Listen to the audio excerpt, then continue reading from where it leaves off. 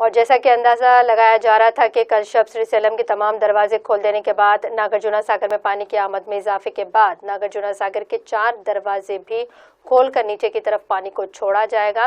Police के इम्तनाही के बावजूद इस खूबसूरत मंजर को देखने के लिए कसीर तादाद में वहां आवाम का जमखफीरा रहा।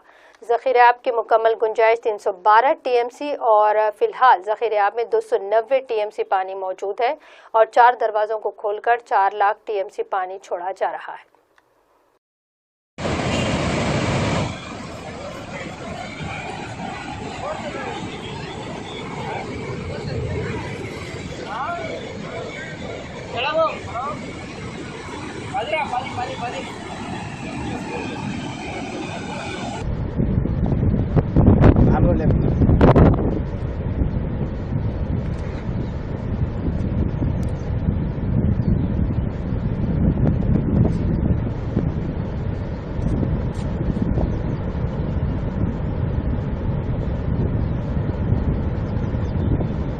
ना